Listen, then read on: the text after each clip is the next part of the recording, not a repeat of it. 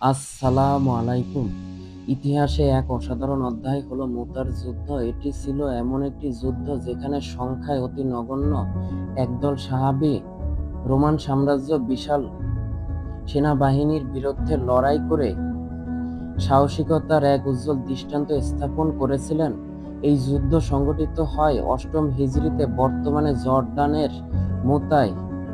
মুসলিম বাহিনীর মাত্র ৩,০০০ সৈন্যের মুখোমুখি হয়েছিল ১,০০,০০০ রোমান যোদ্ধা, যাদেরকে তৎকালীন বিশ্বের সবচেয়ে ভয়ঙ্কর শক্তি বলে গণ্য করা হতো। শুধু রোমান বাহিনী নয়, তাদের সঙ্গে যোগ দিয়েছিল আরও ১,০০,০০০ আরব খ্রিস্টান।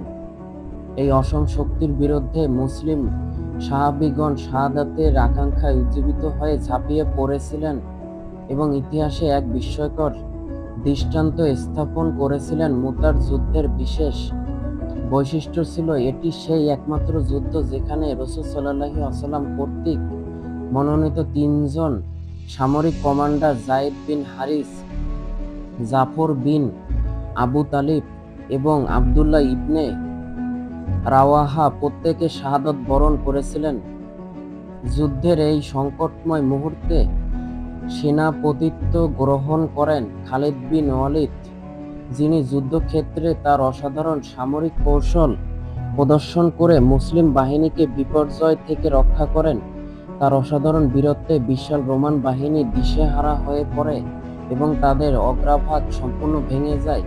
খালিদ বিন ওয়ালিদের এই বীরত্বে মুগ্ধ হয়ে রাসূল সাল্লাল্লাহু আলাইহি ওয়াসাল্লাম তাকে সাইফুল্লাহ বা আল্লাহ তাআলা তরবারি উপাধি প্রদান করেন। মুতার যুদ্ধ ছিল রাসূল সাল্লাল্লাহু আলাইহি ওয়াসাল্লামের জীবদ্দশায় রোমান সাম্রাজ্যের বিরুদ্ধে পরিচালিত একমাত্র যুদ্ধ। এটি শুধু মুসলিম উম্মাহর জন্য নয়, গোটা মানব ইতিহাসেই এক অনন্য অধ্যায়। অষ্টম হিজরি মোতাবেক ৬২৯ খ্রিস্টাব্দে মক্কা বিজয়ের কয়েক মাস পূর্বে ঘটে এক ঐতিহাসিক ঘটনা, যা ইসলামের ইতিহাসে মুতার যুদ্ধ নামে পরিচিত। বদর, খন্দক ও খাইবারের যুদ্ধে মুসলিম বাহিনীর ধারাবাহিক বিজয়ের মধ্য দিয়ে আরবে নতুন শক্তি হিসেবে আবির্ভূত হয় মদিনার ইসলাম। এই সময় নবী মুহাম্মদ সাল্লাল্লাহু আলাইহি ওয়াসাল্লাম মধ্যপ্রাচ্যের বিভিন্ন এলাকায় শাসকদের কাছে ইসলামের দাওয়াত প্রেরণ করতে থাকেন। এর অংশ হিসেবে হারিস ইবনে উমাইর রাদিয়াল্লাহু তাআলা আনহু একটি চিঠি সহ বসরার গভর্নরের কাছে প্রেরণ করা হয়। কিন্তু তৎকালীন বসরার গভর্নর খাসান গোত্রের নেতা সুরাকবিল ইবনে আমর তাকে আটক করে হত্যা করেন। এই ঘটনা মুসলিম সমাজে গভীর ক্ষোভ সৃষ্টি করে।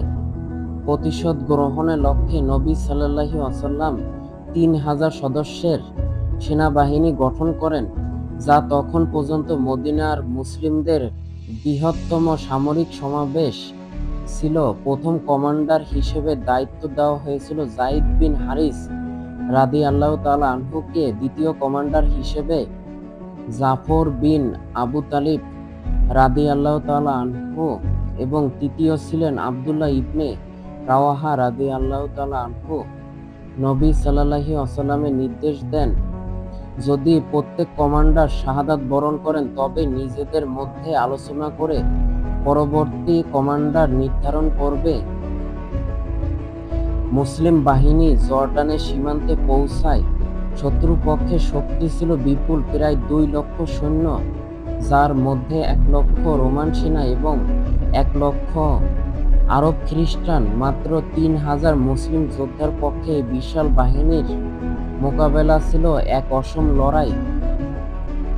যুদ্ধে প্রথম কমান্ডার যায়েদ বিন হারিস শাহাদাত বরণ করেন। তার স্থলাভিষিক্ত হন জাফর বিন আবু তালিব, যিনি শত্রুর প্রবল আক্রমণের মধ্যেও বীরত্বের সঙ্গে লড়াই করে শহীদ হন।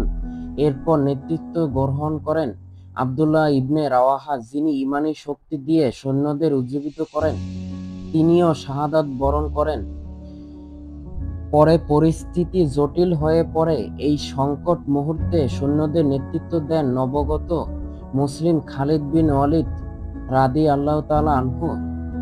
অসাধারণ রণকৌশল ও ব্যক্তিগত বীরত্বের মাধ্যমে তিনি মুসলিম বাহিনীকে পুনর্গঠন করেন। যুদ্ধক্ষেত্রে তার হাতে একে একে ভেঙে যায় ৯টি তলোয়ার, যা তার প্রবল আক্রমণের সাক্ষ্য বহন করে। মুসলিম বাহিনী শত্রুর বিপুল শক্তির বিরুদ্ধে দীর্ঘ সময় ধরে লড়াই করে। যদিও এটি একটি অমীমাংসিত যুদ্ধ ছিল,